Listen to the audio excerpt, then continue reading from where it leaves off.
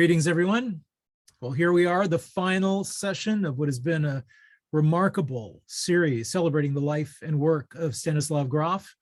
I'm Peter Maravellis. I'm the events director at City Lights. On behalf of City Lights booksellers and publishers and the City Lights Foundation, I'd like to welcome you to session 3 of our celebration. It's titled Comparative and Theoretical Studies, Current Applications, and Future Paradigms of Therapeutic Practice.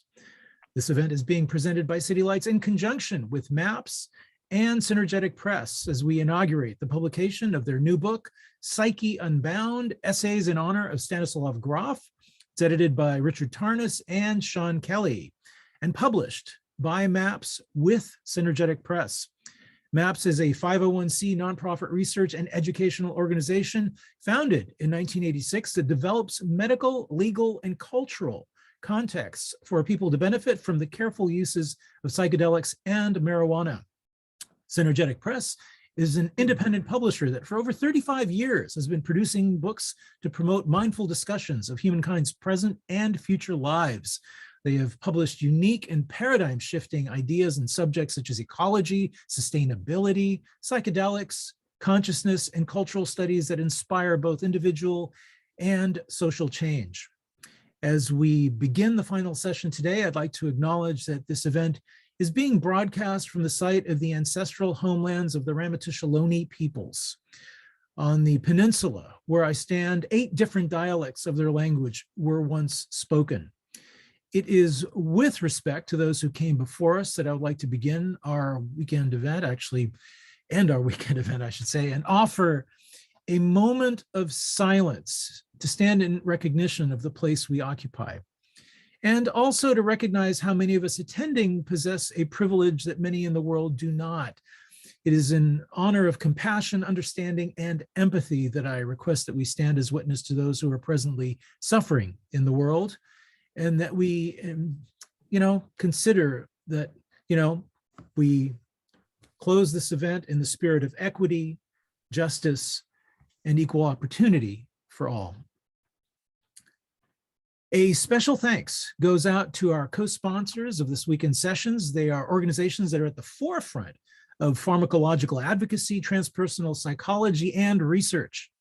A spirited thanks to the California Institute of Integral Studies, TAM Integration, Psychedelic Seminars, the Esalen Institute, Psychedelic Society UK, Psychedelics Today, and Double Blind Magazine. This program could never have been realized without the collective efforts of a great many people. It would be difficult to list all of them, but first and foremost, a huge debt goes out to MAPS and Synergetic Press. I'd like to pay our respects to Rick Doblin and his colleagues for carrying on really an important legacy. This collaboration with Synergetic continues their commitment to advocacy and research in the field of psychedelics and transpersonal technologies. A huge thanks is also due to Deborah Parrish-Snyder, the publisher of Synergetic Press, based in Santa Fe, New Mexico. For over 35 years, they've been publishing really amazing work. City Lights is honored to be working with them once again as we've collaborated on numerous wonderful events. A special thanks goes to Sandy Balin, to Jasmine Verdi, Lisa Newcomb, Doug Rail. Thank you for all your efforts. Before we begin, I'd like to let you know we're posting links in the chat function of your Zoom dashboard with which you may purchase copies of Psyche Unbound. We are out of signed copies, regretfully, but it is still a really, really beautiful, beautiful edition. So a lovely, lovely book.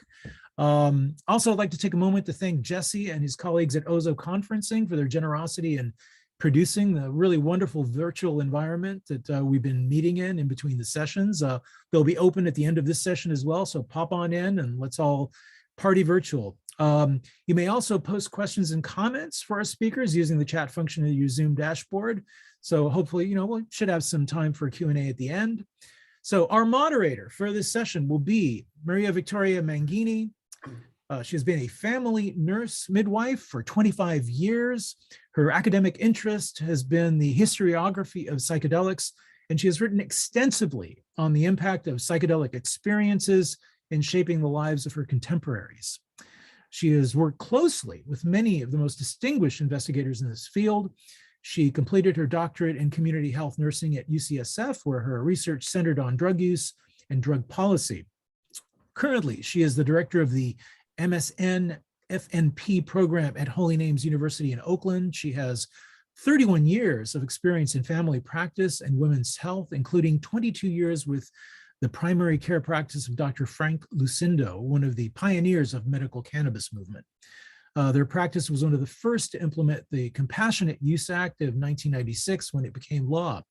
Her current project is the development of a thanatology program for the study of death and dying. Joining her on the panel will be Tom Redlinger.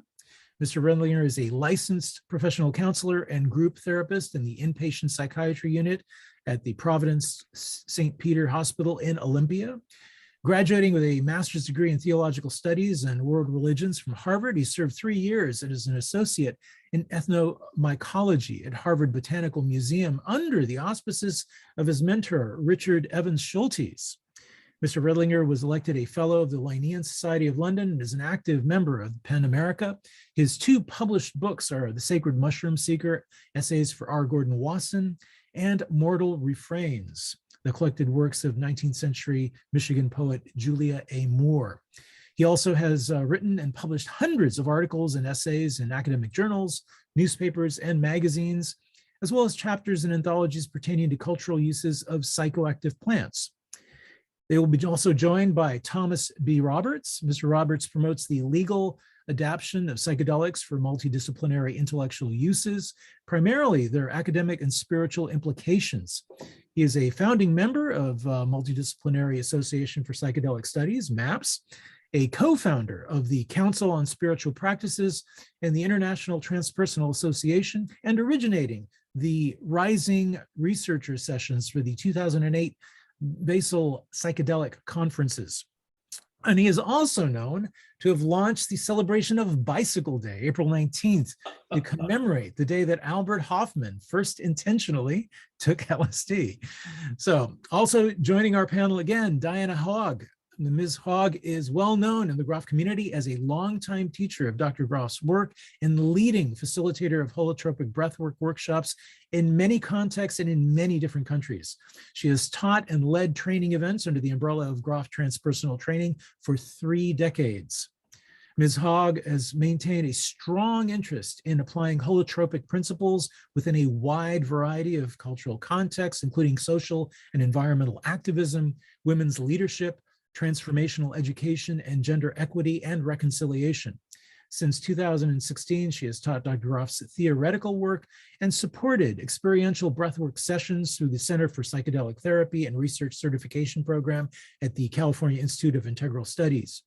Diane Hogg is currently serving as director of the 2021 CIIS CPTR mentoring program, and as founder and director of the Groff Legacy Project USA. She is developing programs supporting those training for roles as psychedelic therapists and sitters. We're going to be posting links for the Legacy Project, so please do check that out. There'll be links for both the US and the international version. And also with us today is Jasmine Verdi. Jasmine is a freelance writer operating in the psychedelic space. Since 2018, she has been working for Synergetic Press, where her passions for ecology, ethnobotany, and psychoactive substances all converge. She has written for Psychedelics Today, the Chacruna Institute for Plant Medicines, Lucid News, and Cosmic Sister, to name a few.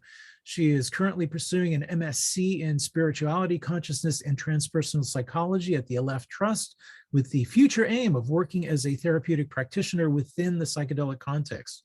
Additionally, she is a volunteer at Fireside Project Psychedelic Peer Support Line, aligned with their mission to provide compassionate, accessible, and culturally responsive support to all. Recognized for her work, Jasmine was included in the 40 Under 40 Outstanding BIPOC Leaders in Drug Policy by Students for Sensible Drug Policy. Jasmine's goal as an advocate for psychedelics and plant medicines is to raise awareness for the socio-historical context in which the substances emerge in order to help integrate them in our modern day lives in an ethically integral, accessible, and meaningful way. And also joining the panel is John Buchanan. He is a trained and certified holotropic breathwork practitioner who studied under Stanislav Grof and Christina Grof. Currently, he is writing a book based upon his continuing interests in process philosophy and transpersonal psychology. Dr. Buchanan also serves as president of the Helios Foundation. His new book, Processing Reality, Finding Meaning in Death, Psychedelics and Sobriety, will be available in May of 2022. So please welcome now Maria Victoria Mangini to moderate this final session. Welcome. Thank you, Peter. I'm very grateful to be here. It's an interesting position to be bringing an end to this really remarkable group. I think it's been described already today as an impressive group of highly accomplished people. And it's typical of the kind of vortexical energy that Stan Grof has always displayed, that draws people who are both interested in his ideas and productive of ideas of their own into his orbit. So I'm very happy to be able to participate with all of you today, those of you who are here on the panel with me and those of you who are out there in internet space participating as well. Although our charge for this panel is to really look at the future and how Stan's work will be applied going forward, I feel like I'd like to say a little bit about the past, largely because Stan has had such a profound impact on my personal and professional life.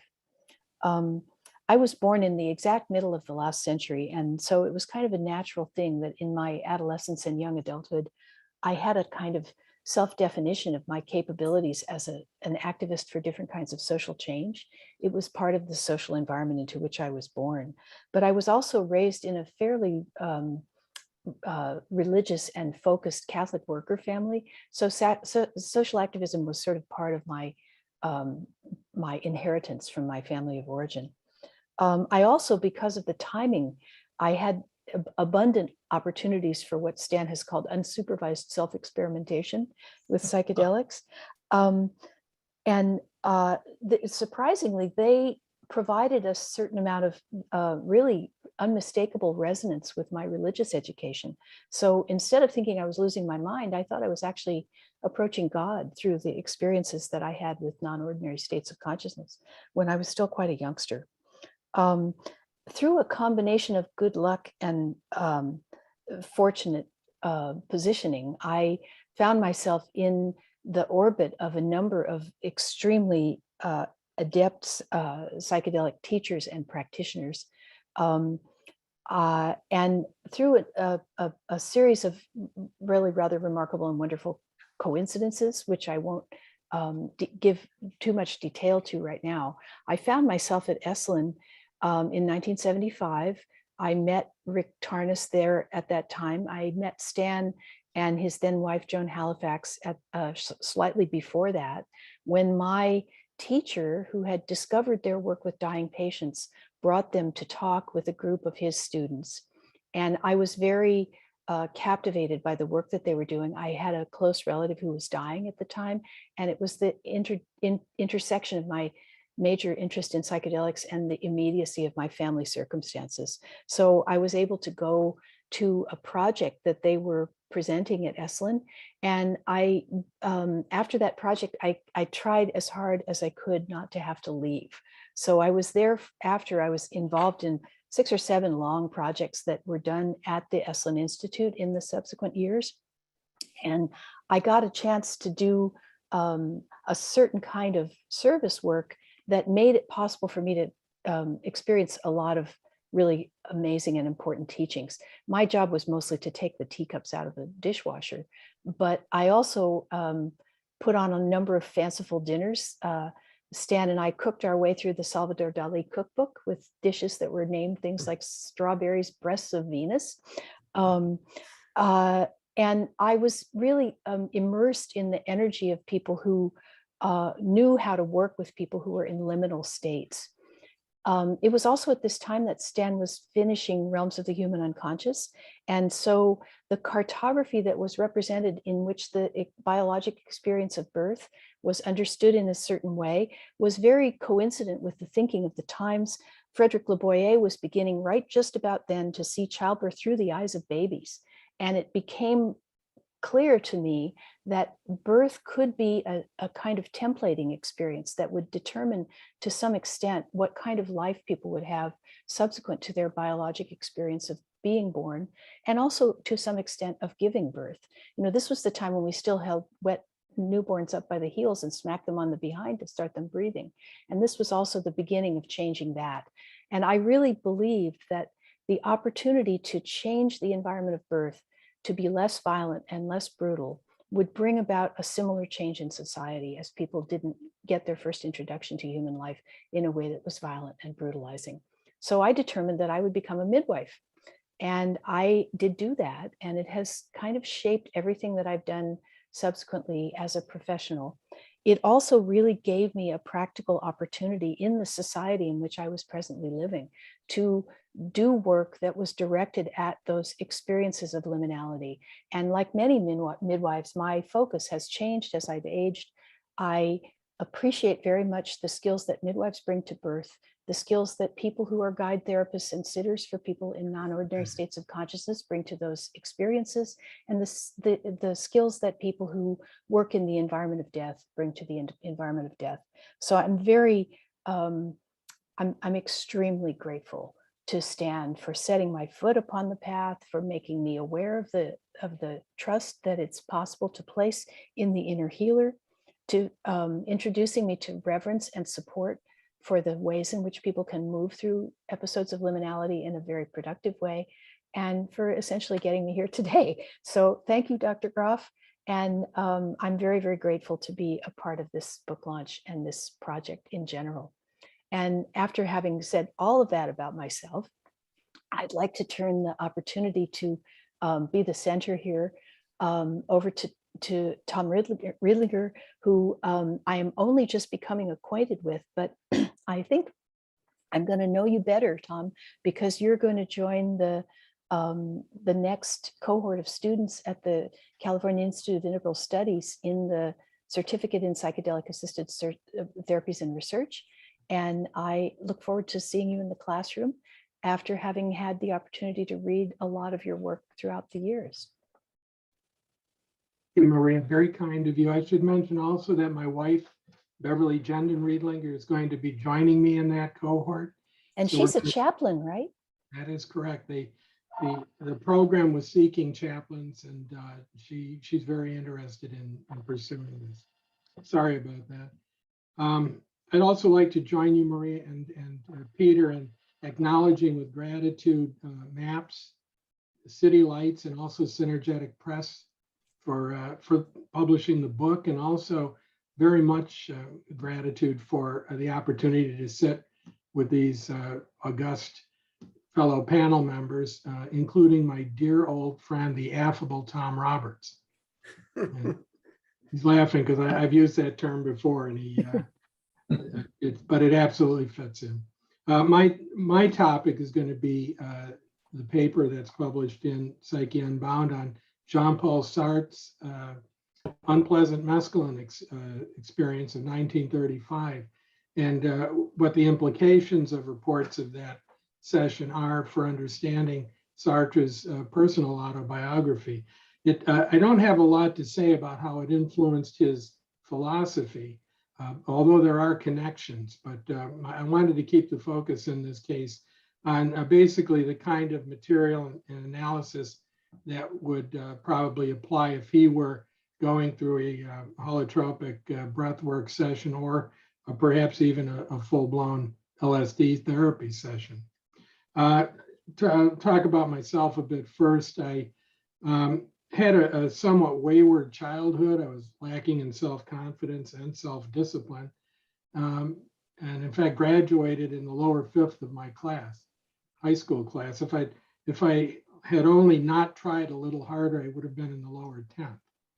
But lower fifth was bad enough. I wasn't quite sure what I wanted to do with my life going forward. I considered a number of possibilities: a writer, a cartoonist, a doctor, a lawyer. Mostly it came down to whether I might be a writer or an artist. But at that point in 1968, I didn't see any possibility of going on to college from high school. So even though it was the height of the Vietnam War, I opted to enlist in the Air Force for 4 years. Within that first year of being in the Air Force, I had my first psychedelic experience. It was when I was home on leave and I ran into an old friend of mine who was in college. and we started talking about the drug scene and LSD. And I told him that I felt curious about LSD as I was not curious about, say, marijuana. I hadn't tried that either yet. And I told him that if I had a chance to try it, I probably would. And he produced a tablet from his pocket, offered it to me, and he told me, that's a two-way hit. You know what that means, don't you? Well, I didn't, but I didn't want to seem naive. So I told him, oh, sure, yeah. And I swallowed it. A two-way hit, as I'm sure everyone here knows, means that it was a double dose of LSD. And it was each dose was already strong enough, but it was probably equivalent to at least 250 micrograms, excuse me. And I had a profound experience. It pretty much leapfrogged over the psychodynamic and went straight into the transpersonal realms. It was referential, I think, mostly to what Huxley called the perennial philosophy. Gave me an enormous amount of insight into cosmos. And it also kind of recalibrated my sense of self-confidence and put me on a path toward greater self-discipline. So I did stay in the Air Force. I completed my enlistment, but starting from that first experience at the end of 1968 through the 70s, I probably took psychedelics, mostly LSD, about 200 times. And I found in the process that it was bringing up psychodynamic material, as well as occasionally I would touch base with the transpersonal realm.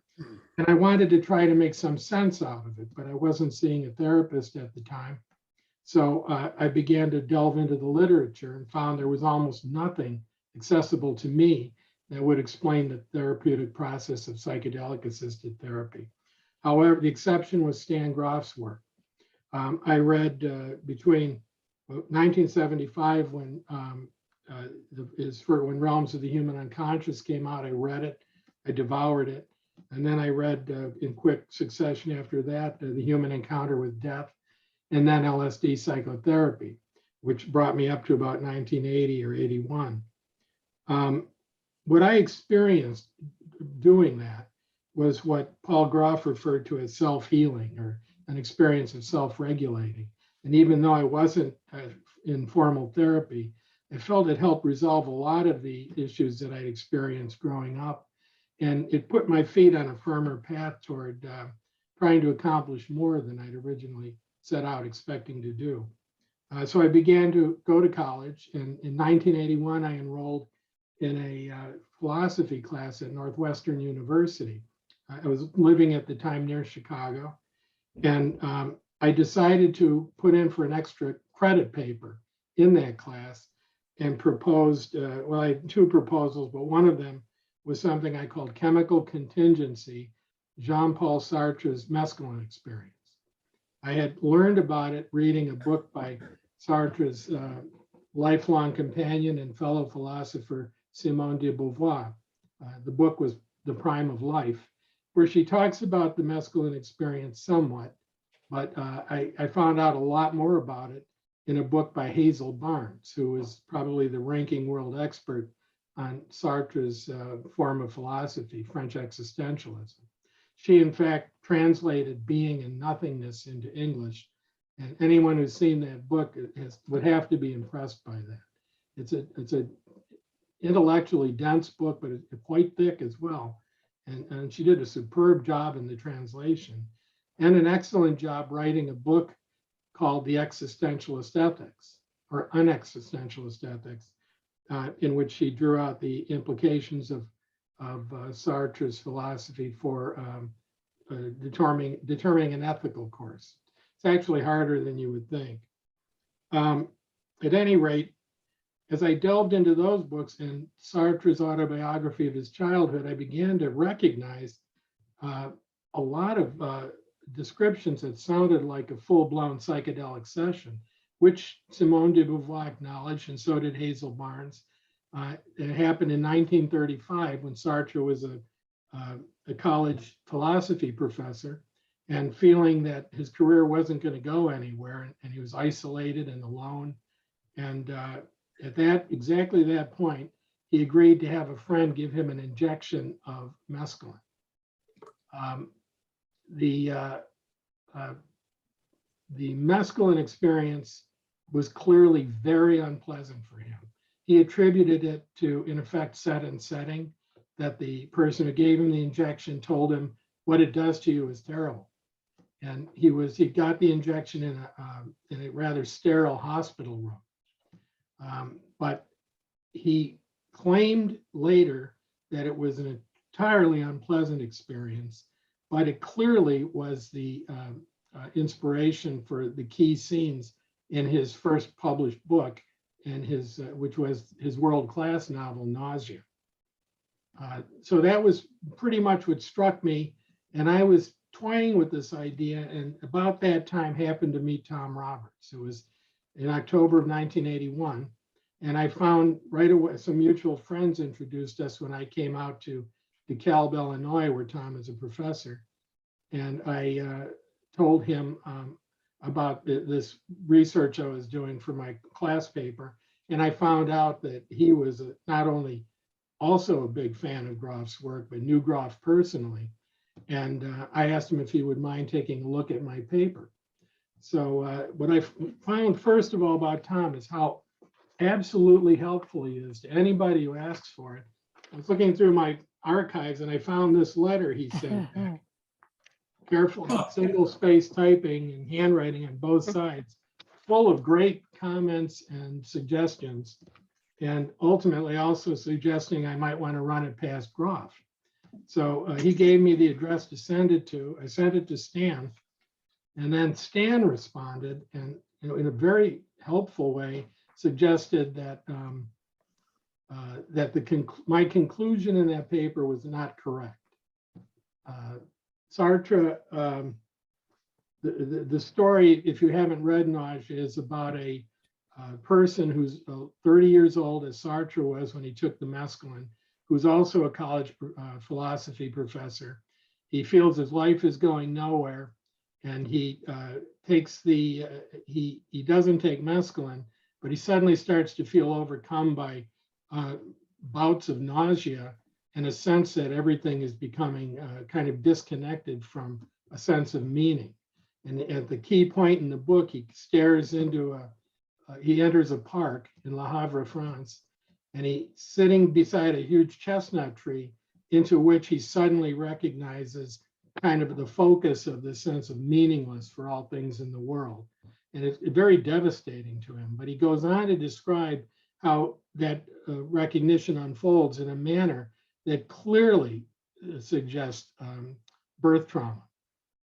So my feeling was that he had, on the mescaline, undergone a full sequence of birth trauma stages, in other words, Stan Groff's BPM stages, and in the end achieved some resolution of this of his career difficulties. Stan said he felt that on reading it, that he in fact did not achieve a resolution. And I have two early versions of the paper that end with the idea that he did, and then the third one that I finally finished and submitted to the Journal of Transpersonal Psychology ends quite differently, and I believe correctly, that he managed to somehow come to terms with the lingering effects of his mescaline session, but really never resolved this underlying problem, which I argued was a manifestation of coax systems, and especially an underlying connection to the BPM2 stage. So I don't want to drag this out too much, but I know some people had an interest in what Simone de Beauvoir might have thought of this paper, and also Hazel Barnes, both of whom were still alive at the time I finished it, and I sent it to them. And de Beauvoir said, she said she read with great interest my paper on Sartre. I'm not in agreement with you on everything, but on the whole, yes. The rational explanations of Barnes and myself are totally insufficient. Thank you for having sent it to me. She doesn't explain it further, but Hazel Barnes did, I think, and I think this is worth reading. It's not too long. She said, I enjoyed reading the article and feel that I have learned from it. To me, the most important and convincing part of your article is the way that you use the negative coex to relate various episodes or reactions in Sartre's life and to unite them over a period of time. And the connection with nausea is illuminating too. I have to confess, however, that I don't think it helps very much to introduce the connection with the stage of birth trauma. Even if it were true, what difference would it make to our understanding of Sartre?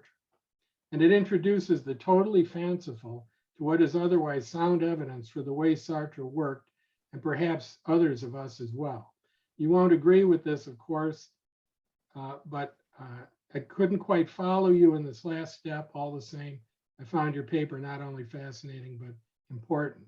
So my takeaway was that they actually agreed with the unspooling of the emerging memories from childhood, which were traumatic, but they did not think that there likely was an underlying BPM.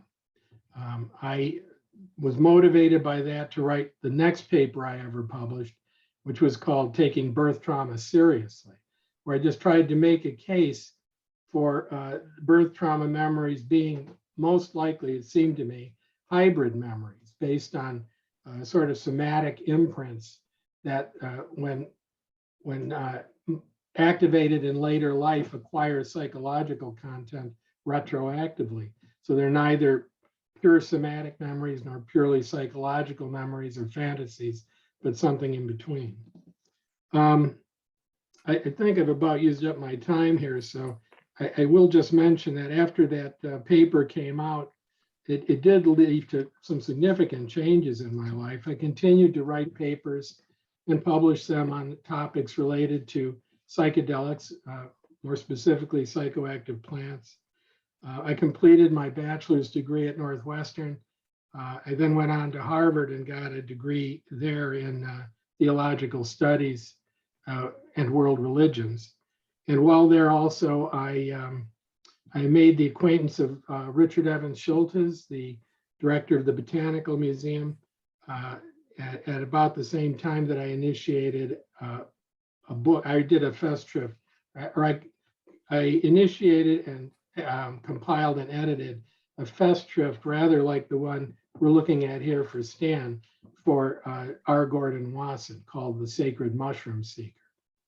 And those two, the Sartre paper and the Sacred Mushroom Seeker, became, in effect, calling cards for me and opened a lot of doors. I was fortunate over the years to make the acquaintance and become friends with Gordon Wasson before he died, also with Timothy Leary, Ralph Metzner, and many other people. It was very rewarding exchange of ideas with them. It came somewhat to a head for me in the early aughts when I started working in the inpatient psychiatry unit at a hospital in Olympia, Washington. And in 2001, I got my license as a licensed professional counselor. And about that time, I just, I fell out of touch with many people in the psychedelic community. And much as Rick Doblin described a 10-year interregnum earlier in his career, I feel like I've been in hibernation for about 20 years. So I missed a lot of what was going on, or I only heard about it vaguely. I'm not living in a university town, so it was easy to miss a lot of this, but I'm playing catch up now, and it's absolutely amazing to me how far things have gone, and I'm very enthusiastic about the prospect going forward. Just to wrap up, I'd like to say that in my 20 years of being a counselor in this inpatient psychiatry unit, I have been involved in a lot of therapy with patients. And maybe more to the point, I've got a window into the lives of people that help me understand what kind of therapy they're undergoing on a one-to-one basis out in the communities. And it has consistently seemed to me to often fall short. I often think of a particular quote that I'd like to read. It's not long. This was from the memoirs of Hector Berlioz, the French composer. Near the end of his life, he wrote the following: The road which remains, whatever its length, must certainly strongly resemble that already passed. Everywhere the same deep ruts, the same rough stones, the same broken ground, crossed here and there by some clear brook, shaded by some peaceful grove, and surmounted by some sublime rock, which I shall laboriously ascend, and there bathe myself in the evening sunshine after the cold rain endured all day in the plains. Men and things do indeed change, but so slowly that the change is hardly perceptible in the short span of human existence. To derive benefits from it, I should have to live 200 years. I think it's obvious that the transformative experiences that people get from psychedelic therapy, certainly from Stan's psychedelic therapy and holotropic breath work, would greatly accelerate that rate of change. And I think an indication of that is the title of some of the books that have been coming out about the psychedelic renaissance. Tim Leary published a book, his collected shorter writings, that was called Changing My Mind, among others. So there's that changing. Don Lattin published a book through Synergetic Press called Changing Our Mind. And a year later, of course, Michael Pollan published How to Change Our Mind. So it's no coincidence that change is foremost in those titles. I do think that that is the main promise of psychedelic therapy. And I am very hopeful that the psychedelic renaissance means a resumption of widespread interest in not only Groff's work, but Jungian psychology as well, and any other form of transpersonal spiritual training. Thank you, Tom. Thank you. I completely concur that the pace of change is really kind of dizzying, particularly those of us who've been focused on this for a long time. And that makes a very lovely way of introducing Jasmine Verdi, who represents, I think, more of the future, whereas the rest of us represent more of the past. And I welcome your input and your perspective, Jasmine, and I'd like to encourage you to talk a little bit about that. Well, yeah, thank you. Thank you so much. I'm first of all, I'm just so delighted to be here. And it's just been such a lovely event so far. Just the amount of love that people have for Stan and his work. And, you know, I really felt that the whole way through this event.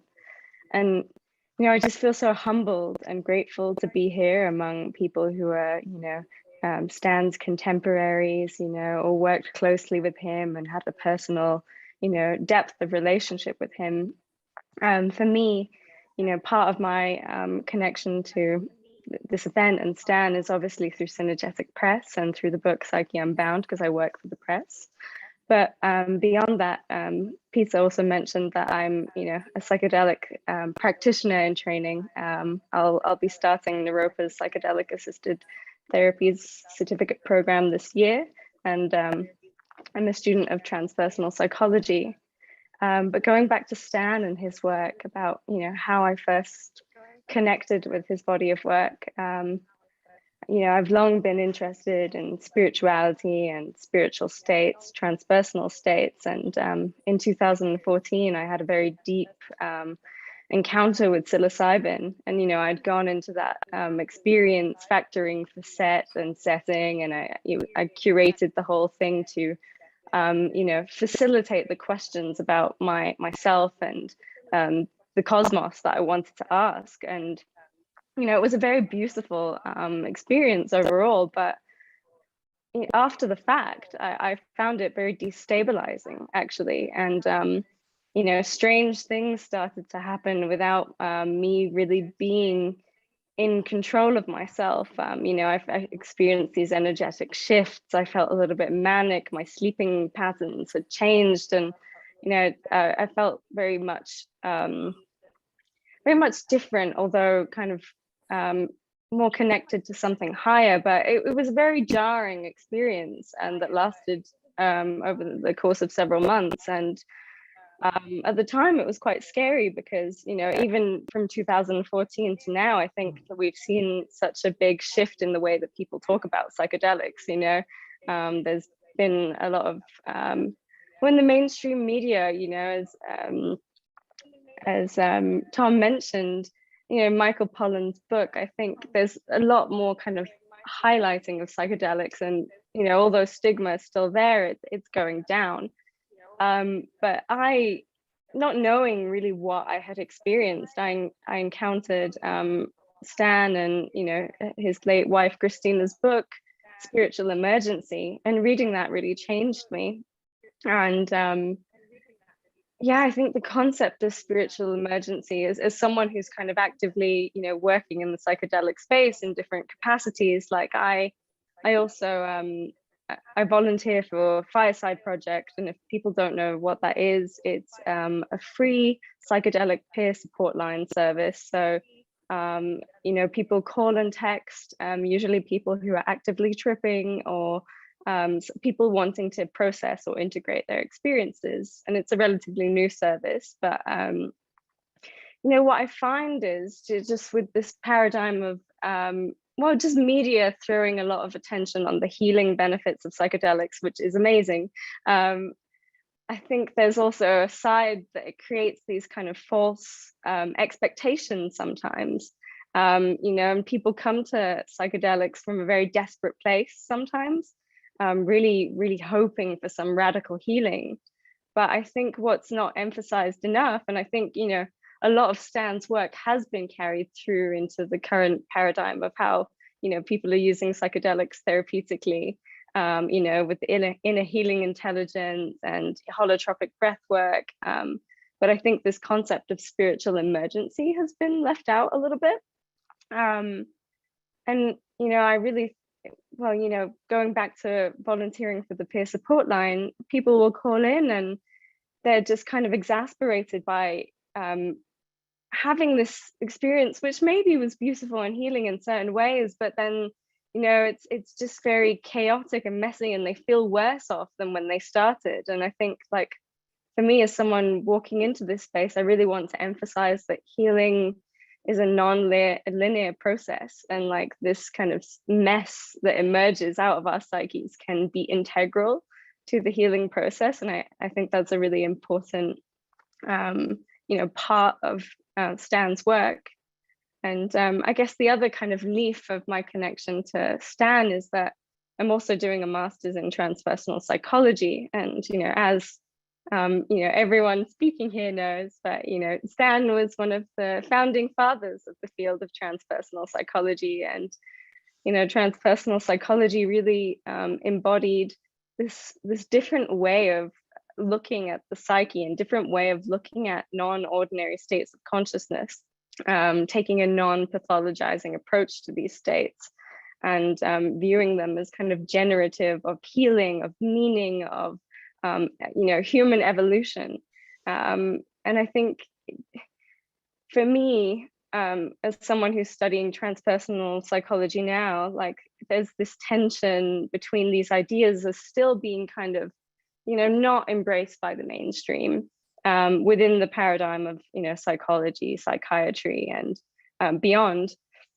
And I think what's appealing about the field to me is that it offers these kind of non-materialist approaches to consciousness.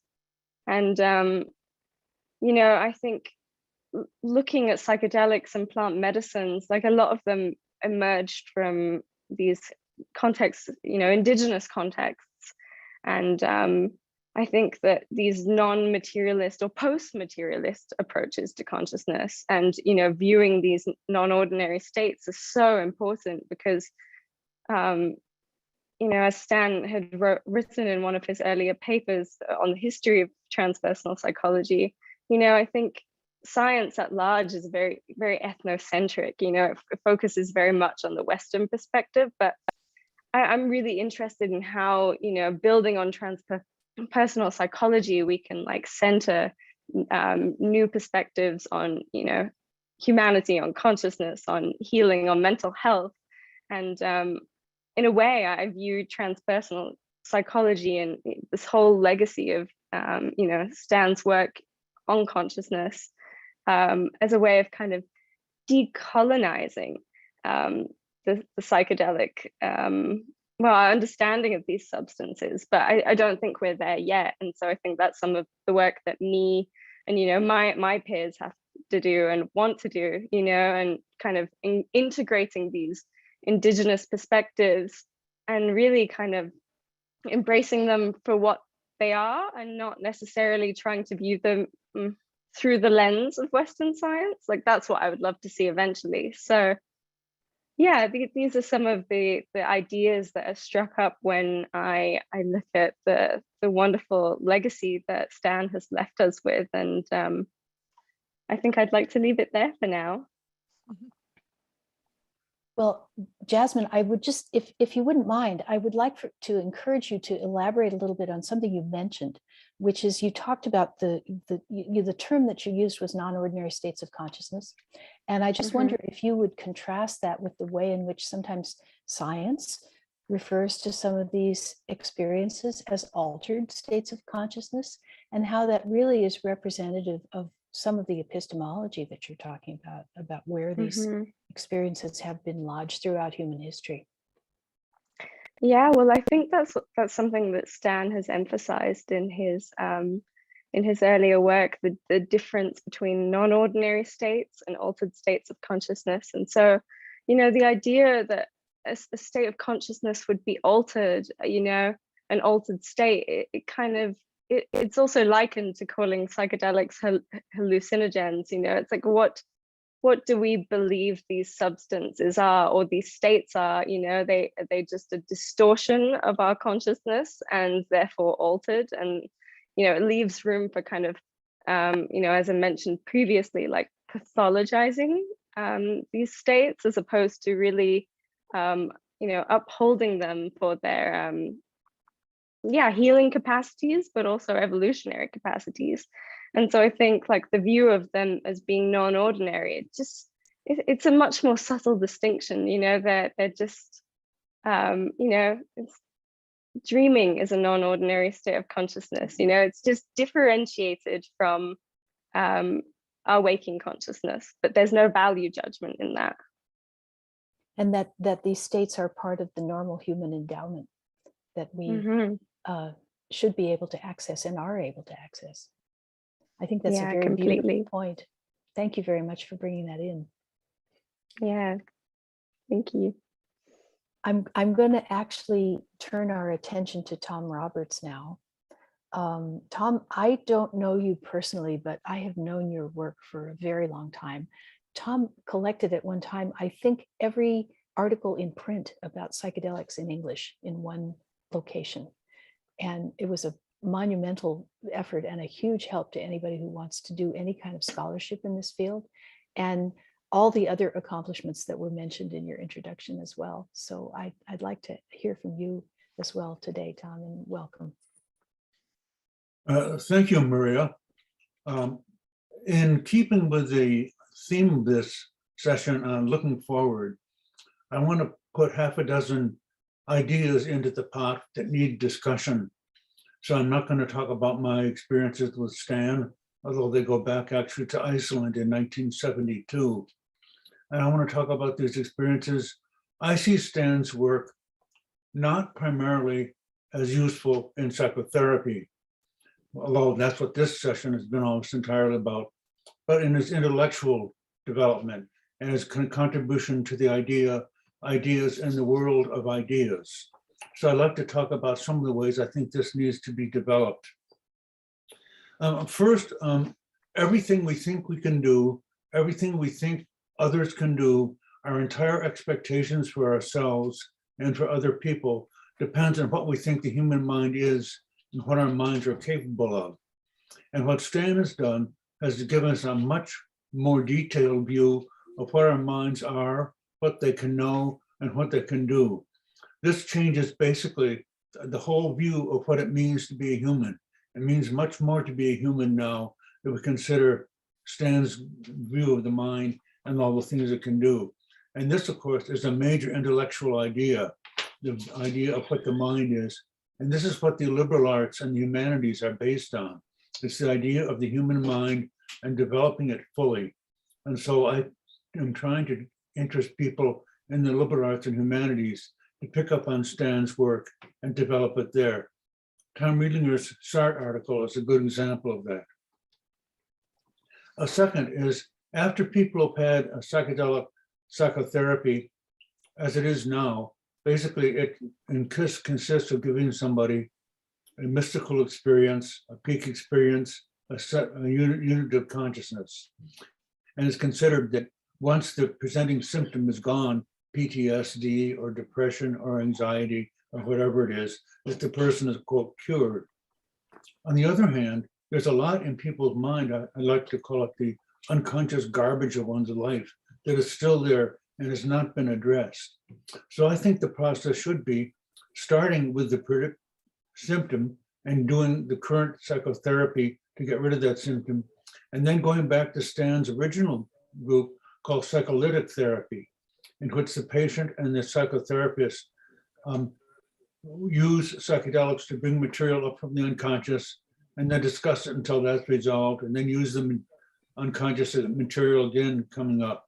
And I think that we're making we're shortcutting our clients when we figure that when the presenting symptom is solved, that their problem's all right.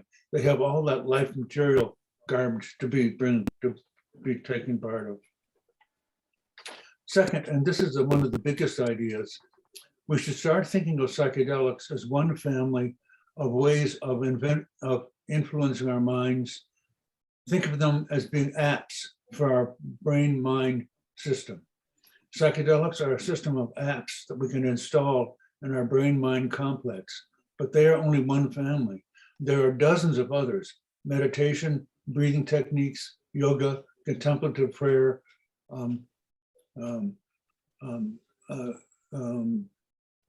ways of rituals of joining communities.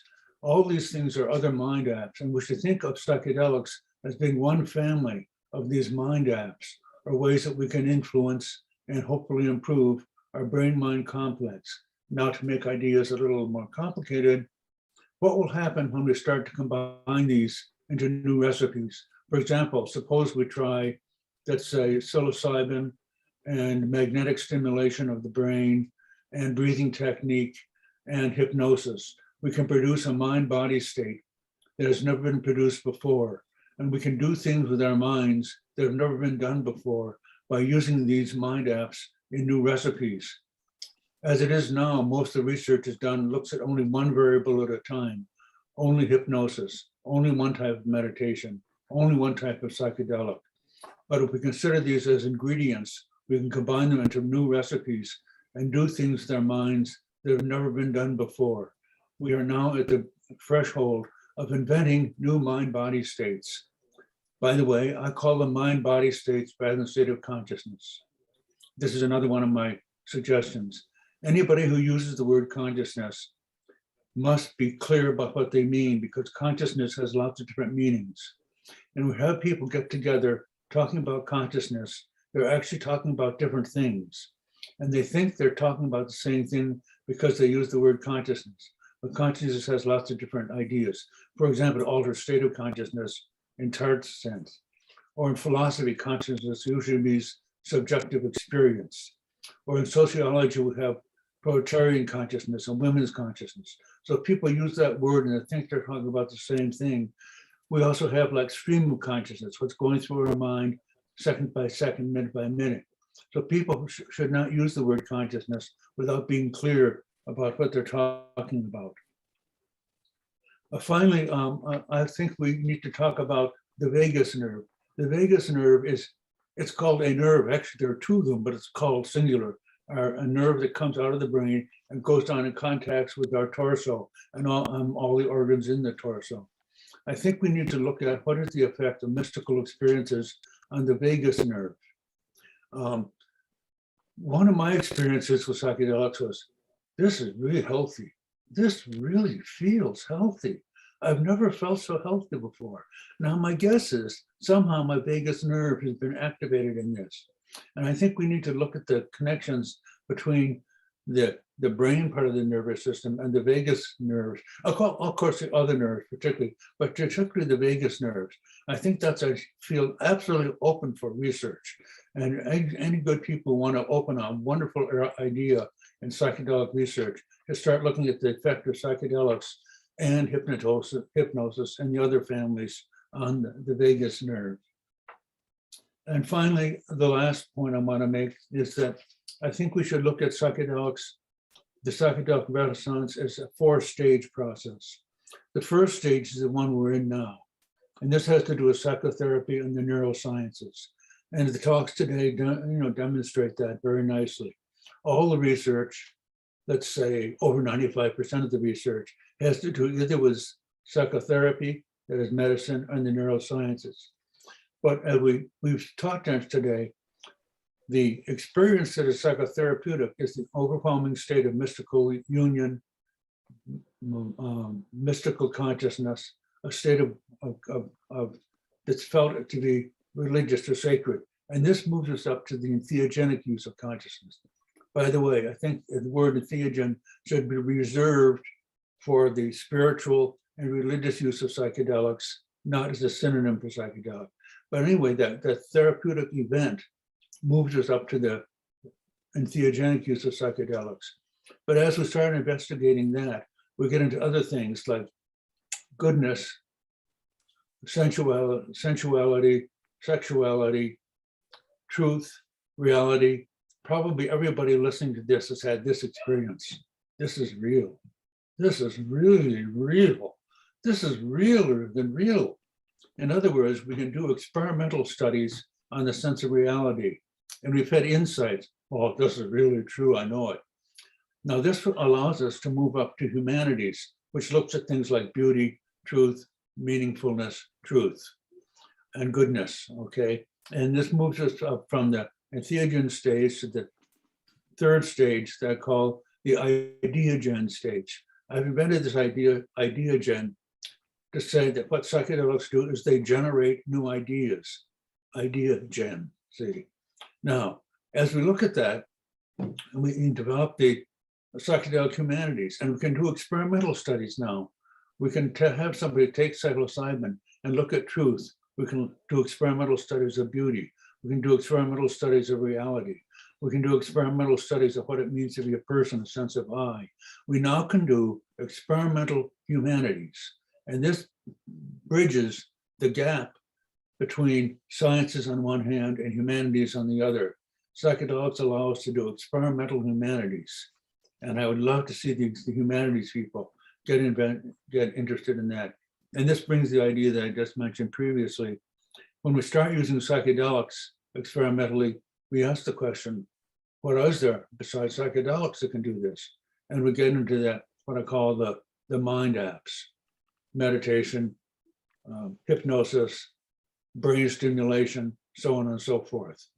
And so I think the fourth stage is the stage of combining these mind apps into new recipes and producing new types of minds that'll do new things. And who knows what abilities will be residing in those other mind maps. Some of the things we consider impossible may be impossible because we only look in our ordinary default mind-body state. But if we look in other states, we might find other abilities reside in them. Things we can do in these other mind-body states, we can't do in our ordinary awake default state. So those are ideas I want to toss into the psychedelic pot. And I hope people who are interested in psychedelics will start addressing these issues and not get stuck on psychotherapy. I'm sorry, psychotherapists, I don't mean to say you are stuck, but really, it would be nice if you would broaden your minds and consider psychedelics in their full intellectual implications, not just how do I help my client. That's it. Goodbye.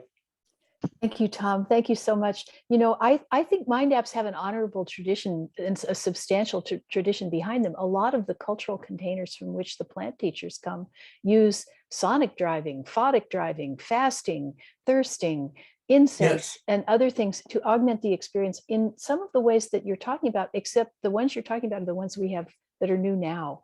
And I think this is a very rich and potentially very fruitful area for exploration because it's got a good track record already. Amen to that.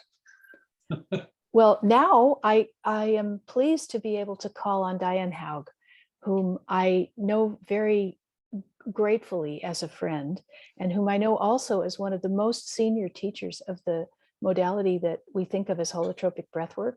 She's been all over the world, taught thousands of people, worked with them on the floor in the most extreme versions of unusual states of consciousness, and accompanied Stan on a lot of his most exciting adventures. And so I'm very glad that you're here.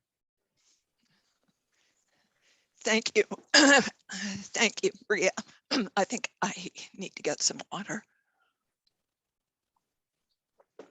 I didn't say this morning during the first panel, but I actually live with a speech disorder.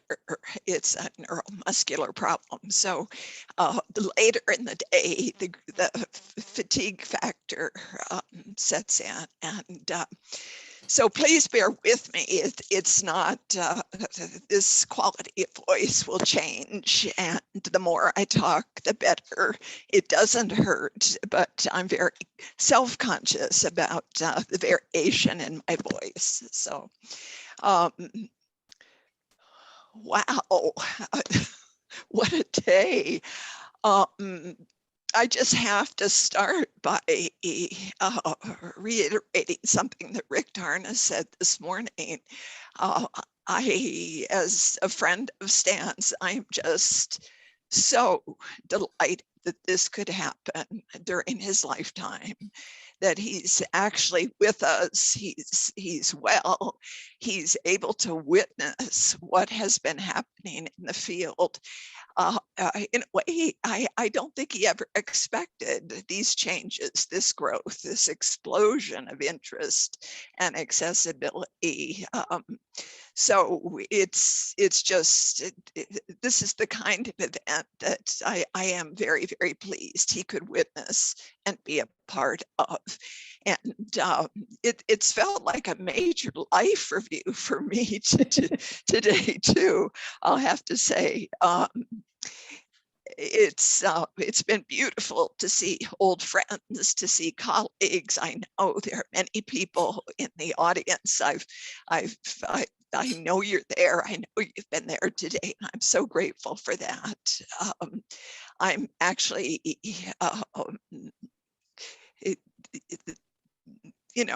over the years, I've identified much more with the clinical kind of therapeutic end of things, and the relational field is where I live and where I'm fed so deeply. So I've missed you these last 2 years. It's been very difficult not to be in personal contact, intimate contact, deep contact with people. I've missed that very much. Maria gave me permission to talk a little bit about my background, my personal story, and other presenters have actually touched on that too. So I'd like to do that. And so it'll be my contribution will be some about the past and actually some about the present, and some of what I'd like to lend my life force to in terms of the future. So a little bit of each of those things. I mentioned this morning that I met Stan in my 30s, and my public life, actually up until that point, I had spent a decade focused on end-of-life care, both with adults and with children who were living with catastrophic illness. And I had an interest in wellness, especially in relationship to supporting people who did have catastrophic health concerns. So when I met his work, I saw it through the lens of what was that rich field, emergent field that was called psychoneuroimmunology, the mind-body connection was really quite a focus. And I didn't know anything about Stan really, except the title, The Human Encounter with Death. And it was my personal association between Stan and end of life care that got me to a lecture in Austin, Texas in 1986. And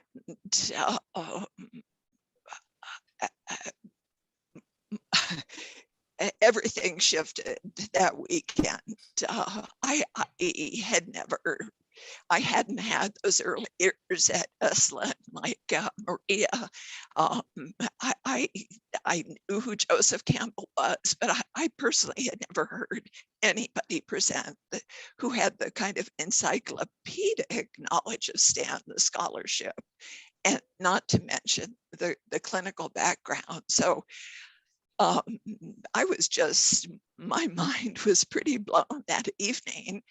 And the weekend actually included an experience with the holotropic breath work. Again, I had no experience of it at all. But what I saw and felt, what I experienced personally, what I observed in experiences of others, that weekend, everything shifted. So when Stan at the end of the weekend said he was looking for 30 students that would be willing to study with him for 3 years, John Buchanan was in the group that I joined. Rick Doblin was in the group.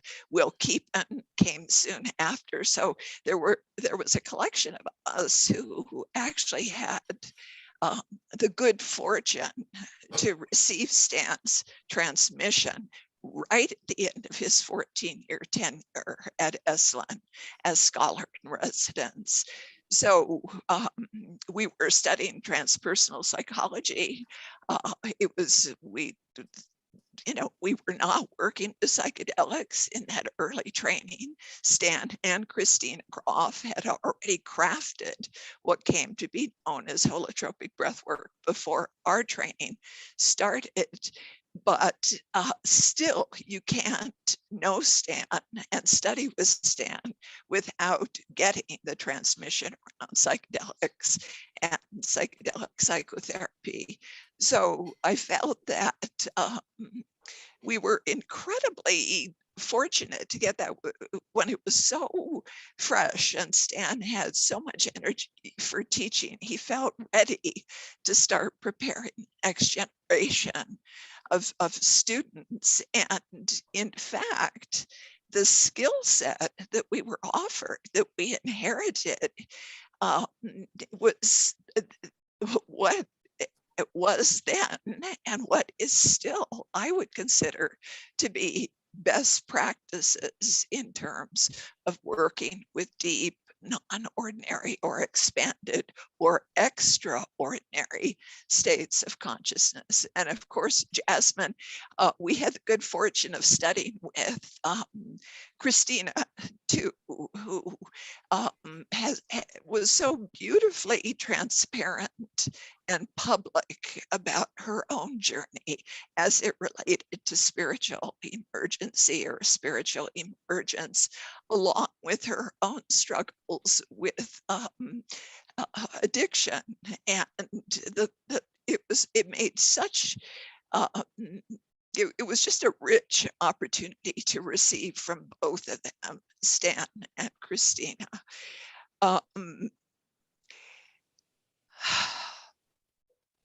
The other thing that I saw through that lens, my own lens of healthcare, and my interest in wellness and my interest in end-of-life care, is that I saw work in the breath work, which for many people, I can say, I've heard so many reports over the years. Many people had experiences with the breathwork process that would rival in and be as important in meaning and value as they experience with a psychedelic. I could talk a lot about that, but I think I'll fast forward a bit. I had the good fortune, I had the flexibility and freedom in my life when Stan asked if it would be possible for me to join the training and actually start traveling. I was able to do that. I haven't had children. I didn't have a family. So I had the good fortune of working with him and teams of people in all of these different places. But we were able to seed the holotropic breath work all over the world. You know, a lot of people associate Stan with his early work with psychedelics, but many people don't have very much detail about the 25 years he dedicated to working with the breath. No psychedelics on board. When that big prohibition happened, he didn't miss a beat. He and Christine crafted a therapeutic modality that could be used with a wide number of people without the same kind of legal issues involved. And I am very confident in saying that to this day, I'm positive that he finds the breathwork experiences to be as compelling as the psychedelic experience. He has never lost his interest in the landscape and the territory of non-ordinary states. And for him and for all of us who really were in the front line with the holotropic breathwork for decades, we could, you know, I can attest to the playing field being absolutely the same. And so we were able to take the skill set that we inherited based on his early psychedelic work, apply it in the context to creating the safest spaces possible for people to do deep work. And then, you know, as things have come full circle, it's so satisfying to see that Stan's work is still so time honored. And those are the same skill sets that people are learning today that we're trying to offer. I want to just mention, for those of you who might not be familiar with it, I've had the good fortune to be associated with the CIIS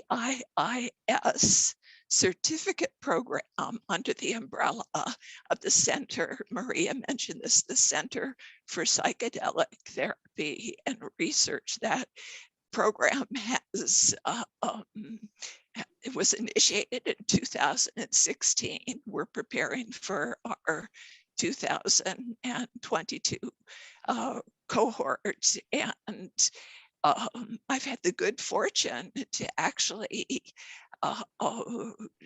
be the one that has been able to deliver information theoretically and up until pandemic time, a practical experience with the holotropic breathwork as the closest thing we've been able to offer experientially wise to a psychedelic experience. We're trying to keep Stanton's work alive through CIIS, and I'm really looking forward to the time we can get back to actually taking each year's cohort through a weekend that includes not only the theoretical and practical experience with the breath work, but it's been personally and professionally for me very satisfying to see, because of programs like CIS and training programs like MAPS. Michael Mithofer was on the last panel. He talked so beautifully about the influence that Stan Grof has had on his life and the way that Stan's holotropic perspective has actually been incorporated into the training of therapists under the MAPS umbrella. Stan's name and his work it's taken a while, but it is really getting out there to a much wider audience. I'm hearing people in the most unexpected places talking about the holotropic perspective and their deeper understanding of the guiding principles inherent in his work. Maria, how am I on time? You're getting there. You're Yeah. about 14 minutes right now. Okay. I'll use that precious last minute or two. I spoke about it this morning in panel 1, and I just want to mention that there are so many of us out here who actually feel the importance of maintaining, preserving, promoting the integrity of Stan's contribution, both theoretically and practically. And to that end, a number of us in 2020 actually we've given form to a 501c3, a not-for-profit organization called the Groff Legacy Project USA.org. And I'm very grateful that City Lights has been willing to remind people of our address over and over again. We want that organization to grow. We think of it as an educational vehicle. We think of it as a training vehicle.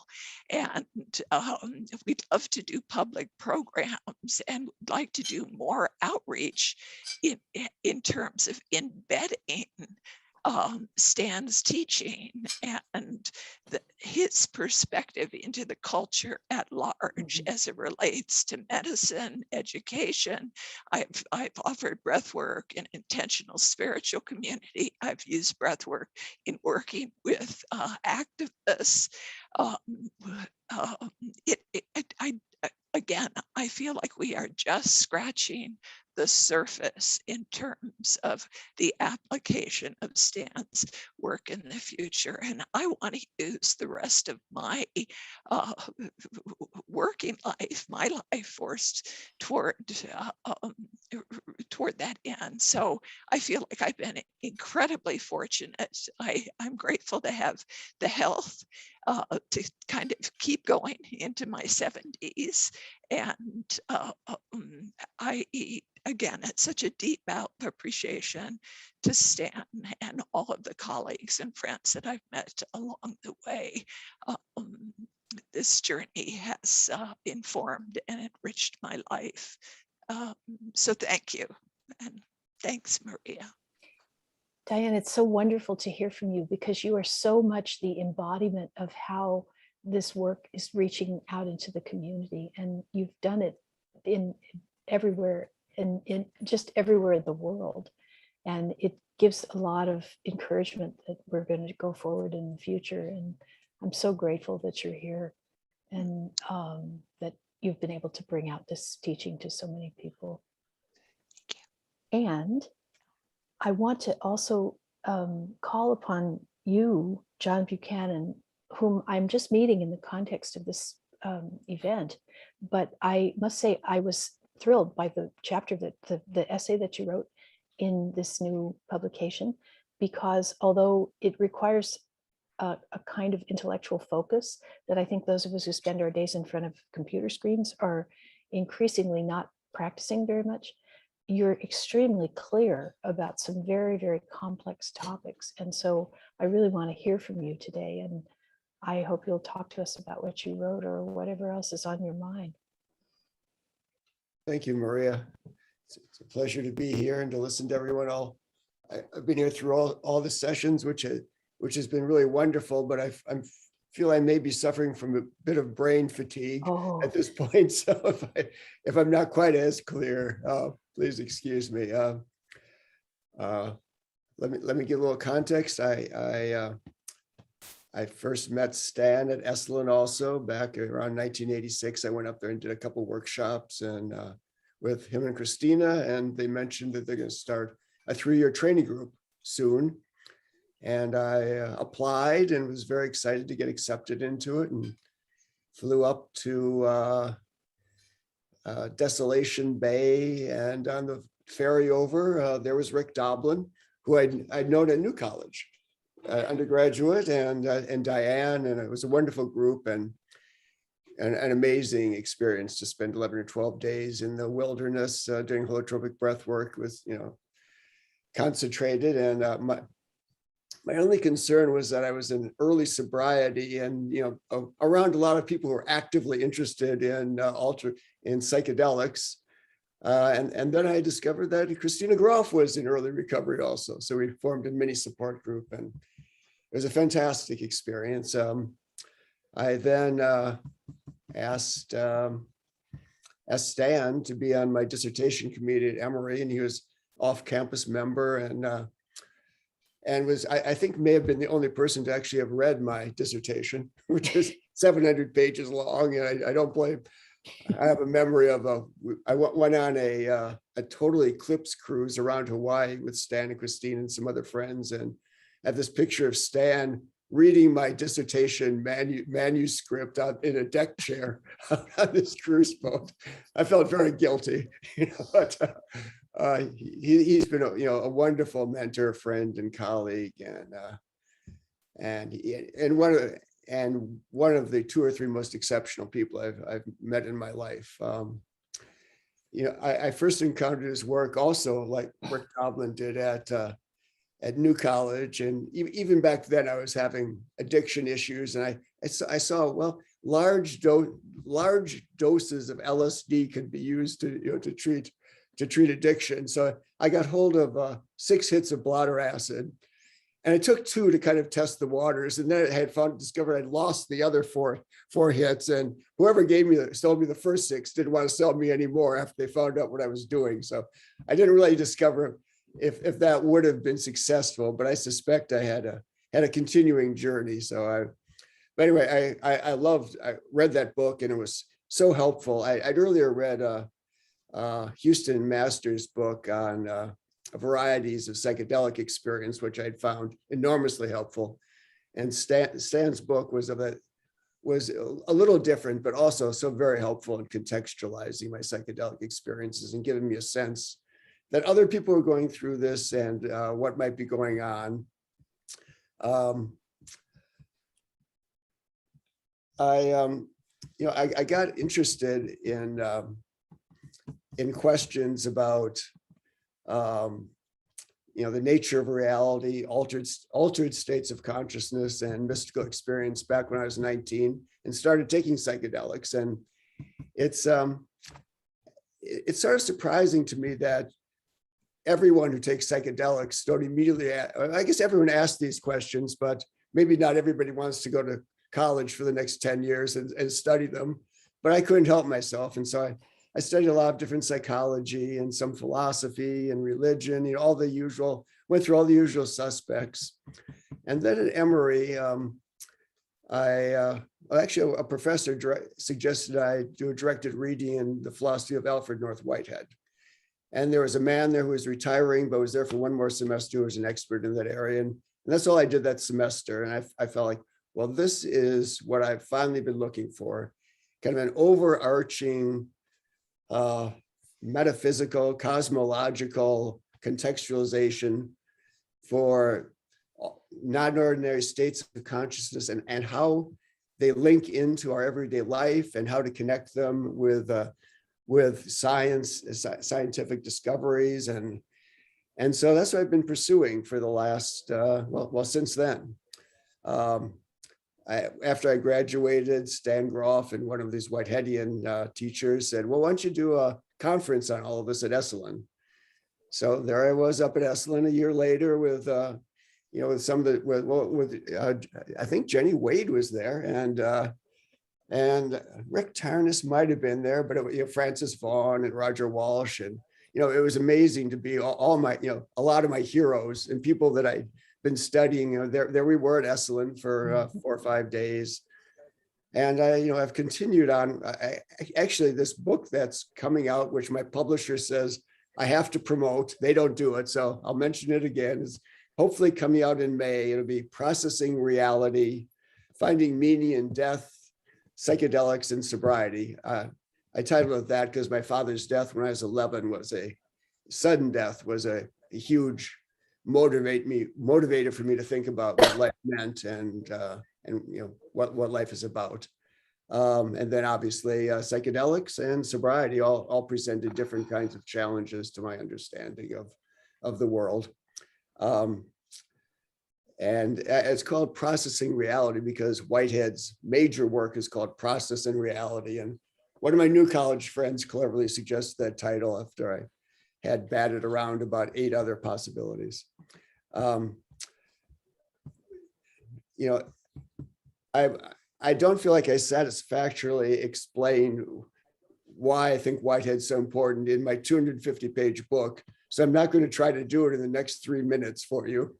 But Whitehead does offer a way of connecting, I think of getting, how should I say, it moves us out of the remains of the materialist mechanistic paradigm that science seems so unable to shrug off and into the kind of interconnected, interpenetrating, experiential, spiritual universe that I think psychedelics reveals to us as the way things are, and which actually quantum physics also reveals to us as the way things are. But a lot of science still remains stuck in the old-fashioned thinking that started with Descartes, and it's hard to shrug off these deep-seated assumptions and legacies of the past.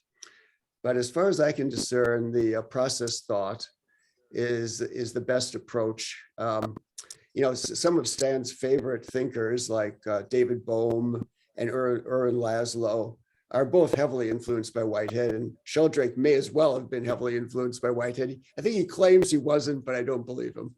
But this is what a Whitehead, their approach to science is what a Whiteheadian approach to science would be. Although they're all smart enough to sort of come up with whole new theories of their own and dress them up in their interesting ways, whereas I can only repeat what I've learned from Stan and the Whiteheadian people. But I think the ideas are valuable enough that I thought I'd try to share them and make them as accessible as possible, because they can be difficult. A lot of philosophers are just difficult to read straight out. So I tried to contextualize some of these ideas within my own psychedelic experiences and other life events in my book. And I didn't do it as much in my chapter because that was, it's too short. And that was, I think I wrote that back in 2005 when we had another conference at Esalen actually in honor of Stan Grof. And so I had to throw in my 2 cents worth. I won't go on much longer, but I do want to say that I certainly agree that we don't want to see a psychedelic therapy fall under the auspices of corporate medicine and corporate pharmaceuticals, and that's going to be difficult. As the sociological term, these things tend to take over. Anything new that comes up tends to get absorbed into the old way of doing things and the powers that be. So I think it will be one way is if we can shift the large paradigm that our culture is working under. That makes it more difficult for the old ways of thinking, the old powers of be to retain control. I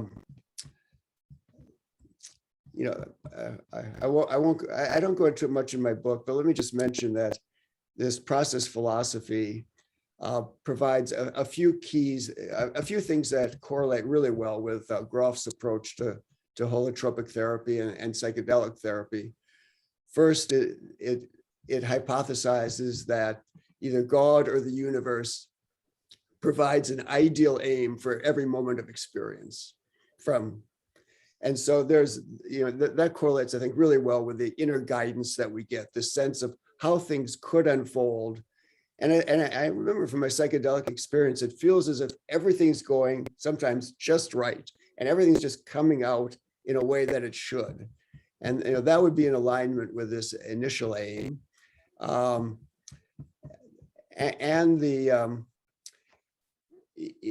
I'm just reading a book now called Intensity, which argues that that's the key notion in Whitehead's understanding of experience, and that what the universe values most is intensive experience, which is increasing depth and richness, which is my experience with exactly what psychedelics and holotropic breathwork do. I may be over, I may be under, but I think we'll have a few minutes where I believe we're being allowed to continue on after the allotted time for a few questions and discussion. So I'll cut off there and give people a chance to talk too. I believe you that we are, and I'm going to ask Peter to clarify that for us. But he did say that we didn't have to stop right at the time. Oh, go right ahead. Yeah. The statutory moment, which is at this moment.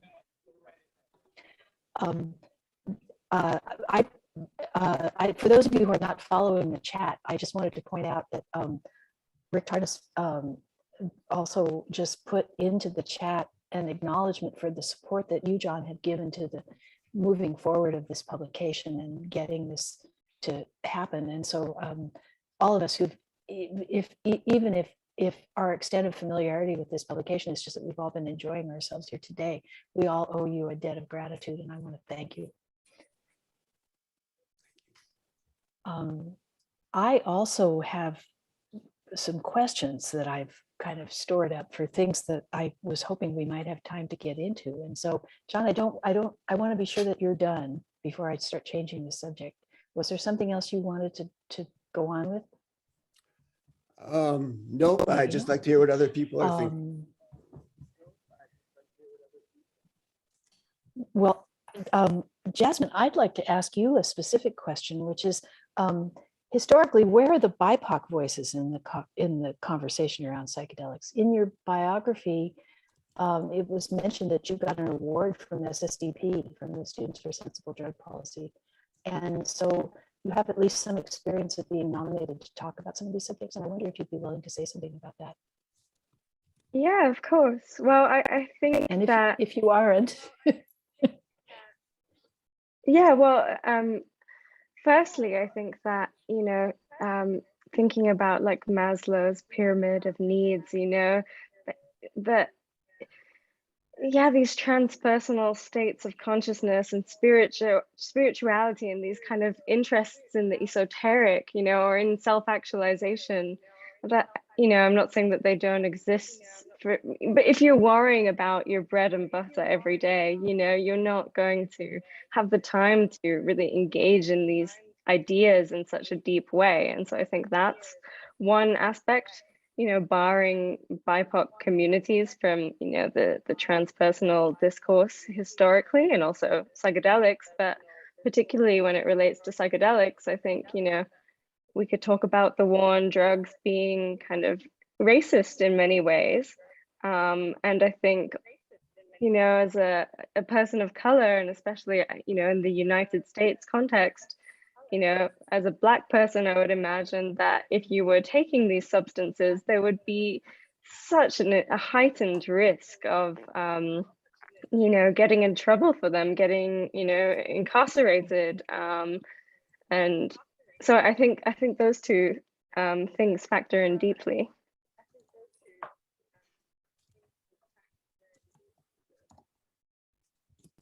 Thank you. What do you think we can do to change that? Anything? Yeah, well, I'm kind of really excited about what I see in the psychedelic space, with lots of kind of, scholarships for BIPOC folk, just kind of grants and things like that. But also, I think it's like a conversation of kind of coming together in community and like really understanding each other's needs. And this is across communities, not just with BIPOC folk, just maybe with queer, all of these different kind of communities. I think we need to come together. We need to have intergenerational dialogues. I think we need to kind of, celebrate each other and also power share. And so I think, me being on this panel, it feels like that in a way. I'm just humbled to be amongst you all, and also really humbled and grateful for the opportunity to share my perspective. So collaboration is key. Thank you very much. There have been some really lovely comments in the chat. Someone pointed out that careful, humble, and prepared approaches were the appropriate ones, and that knowledge and progress comes through effort. And I think that that sort of fits into this part of the conversation as well. Hopefully we'll all move forward in a way that's respectful of what's gone before, but also make space for the realizations that are part of contemporary society, and the recognition that some of us who are already in place need to move over to make room for some other people to take the positions that we now hold. Tom Roberts, when you were speaking, you talked about consciousness and the way that consciousness is used in kind of, forgive me if I'm getting ahead of you, but somewhat a little bit sloppy ways sometimes.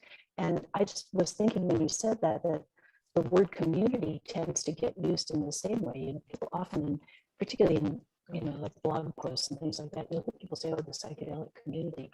And I always want to say, what community are they talking about? You know, like community to me involves a certain kind of mutual responsibility for the people that you think of as your community. And I think that we could do better with that. And Tom, I wonder if you had anything to say about that. Would you ask that again, please, briefly? Your voice is a little watery. Oh, let's see, maybe I'll make it better. How's that? Yeah. I was talking about the fact that you use the word, you talked about the way that the word consciousness is kind of applied in ways that are blurry. And I was pointing out that I think the word community is also applied in ways that are blurry, because to me, community involves a certain amount of mutual responsibility for your community members. And I wondered if you had anything to add to that, or if you want to agree or disagree with that point of view. Oh, it certainly means lots of, I think when people say community, what they really mean is people like me, you know, my community, people like me, rather than a broader sense. Yeah, I think that's, well, a lot of words that are used because they sound like they mean something. I think community and consciousness are two of those. People say those, they think they're meaning something, but you ask them to unpack the word and you find out the word is hollow. They can't really say what they're talking about, but it certainly sounds impressive. You know, books on consciousness certainly sound like something one would have in one's scholarly library. Thank you. I wonder if there's a panel member who has a topic or a question that they'd like to bring forward. I'd like to mention something for Jasmine. You mentioned Maslow's needs hierarchy. Late in his life, he added a level above self-actualization called self-transcendence. And he was also very interested in the work of Groff, and knew Groff and talked with him, and saw that Groff's use of psychedelics was presiding a level above self-actualization into self-transcendence. And he mentioned that in quite a few of his, Maslow mentioned it in his later writings, particularly the further nature of human nature, or whatever, something like that, the one that came out posthumously. Yeah, I appreciate that. I think I need to read more Maslow. Yeah, it's the last book. Okay. If you can email me, I can send you a little article I wrote on that. I just took all of his quotations and packed them all together into a small collection. Wonderful. I'll do so. John, did you have a question? I was just going to tell Tom, I quoted a book a few years ago called Rethinking Consciousness. I hope we were subtle enough for you. I hope so. I haven't read the book, so I'll assume so. Well, if by did you mean subjective experience by consciousness? I did. Yeah. It's a collection of essays, with Stan Krippner forward, and I think you might like it. Send me your address and I'll send you a copy. Okay, Maria can put us in Yeah, contact. we can facilitate that, and I would be happy and honored to do it. Tom Redlinger, you're kind of out there from the beginning in the quiet zone, and I wonder if any of this is percolating for you, and if there's something you'd like to say as we're getting toward the end.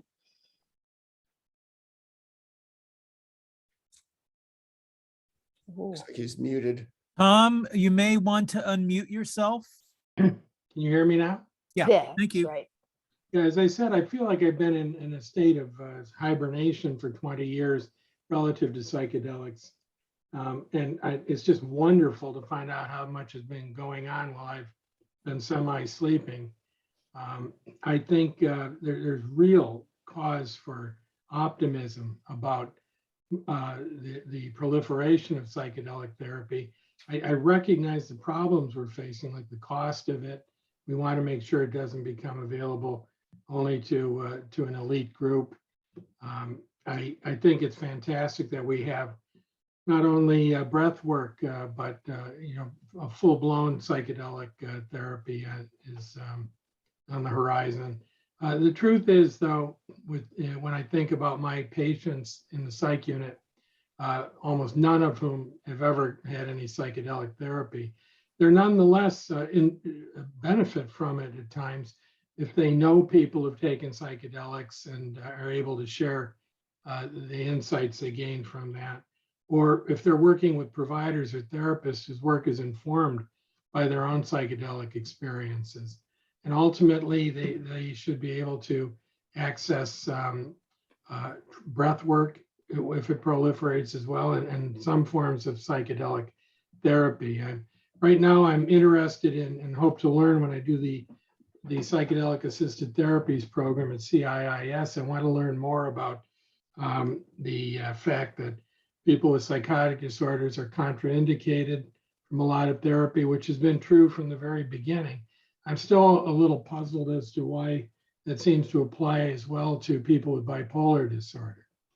But there's a lot to learn, and I think that as we go forward, I think the psychedelic therapy community may find ways to make adaptations or adjustments in order to take in a much broader percentage of the population and not leave people cut out of it. So I'm very optimistic. Something's going on out there, and I feel like I'm going to be here for the tail end of it, and that's good enough for me.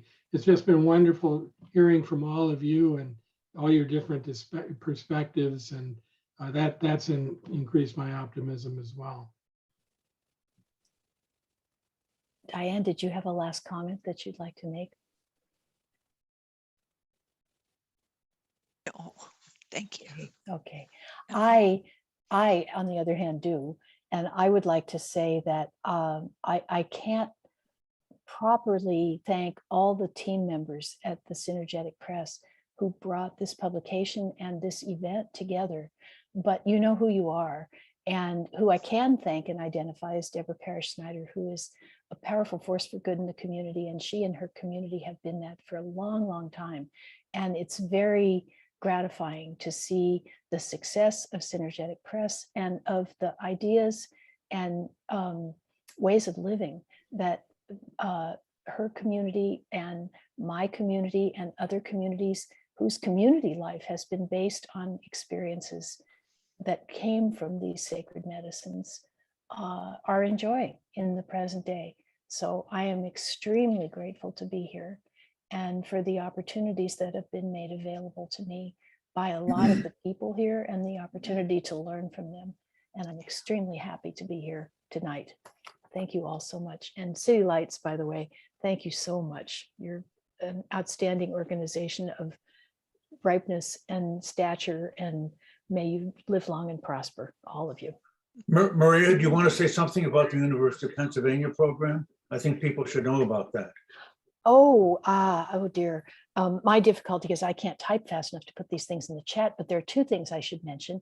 One is that nurses are being recognized and assuming a position of acknowledgement in relation to the work that they've done in psychedelic assisted therapy, in exploration of psychedelics, and in healing and health since the beginning of the investigations of these subjects in the West. And the University of Pennsylvania is presenting a 6-part series, which is originated by nurses and is probably going to be largely attended by nurses, but it's an introduction to psychedelic substances and therapies in the here and now. And it's available at the University of Pennsylvania. It's going to be taking place over the next few months. It's for free, and I think the first one was pretty good. So I would encourage you to participate. And then the other thing I wanted to mention is the Women's Visionary Council, which is a nonprofit organization of visionary women. The first psychedelic colloquium in this century was held by Women's Visionary Council in 2007. And we dedicated ourselves to increasing the visibility of women scholars, artists, healers, and visionaries in the realms around psychedelics. And I think that that agenda has largely been achieved. And you can, you see Jasmine has put our website up in the chat, and I would encourage you to take a look. It's full of interesting stuff and lots of tremendous history. For example, there's a wonderful recorded lecture that Anne Shulgin gave about 3 years ago about the shadow and acknowledgement of and participation with the shadow elements of psychedelic work, and lots of other good stuff. Thank you so much for letting me do that. Peter, I think I'm going to turn this back over to you as our host to close the day. Well, Maria Victoria Mangini, thank you for a superb job conducted in a very orchestral fashion. That was fabulous. Thank you, everyone. I mean, that wraps up what has really been an amazing, amazing day. I mean, I'm just kind of moved to the core. The turnout's been fantastic. Everyone's responses to the sessions have been overwhelmingly positive. I really have enjoyed these proceedings. And, you know, thanks to all of you on the panel today, John Buchanan, Diane Hogg, Tom Redlinger, Tom Roberts, and of course, Jasmine Verdi. You know, thank you for your very thoughtful, very moving accounts. Also, our heartfelt thanks goes out to our friends at MAPS and Synergetic Press for bringing City Lights into their orbit for this remarkable and very historic moment. Thanks to Rick Doblin, and just for your untiring advocacy, and to Deborah Parrish-Snyder at Synergetic for all the wonderful books they continue to produce, and just such an incredible list this year. Also to Sandy Balin, to Amanda Muller, Doug Rail, of course, Jasmine, for all their good work. And to our wonderful sponsors. We've got the California Institute of Integral Studies, TAM Integration, Psychedelic Seminars, the Esalen Institute. We've got the Psychedelic Society UK, Psychedelics Today, and Double Blind Magazine. This weekend's event was made possible by the support of the City Lights Foundation, carrying on the legacy of our late founder, Lawrence Ferlinghetti, by encouraging deep literacy, critical thinking through the various publications and programs we produce. And of course, last but not least, City Lights would like to send our love and gratitude to Dr. Groff and his partner Brigitte for all the important work they have done and continue to do. We are grateful that Dr. Groff has been able to bring us all together in this way. I mean, this has been such a deeply moving and stimulating day. So thank you all for joining us. Please be safe, be well. We hope to see you all again soon.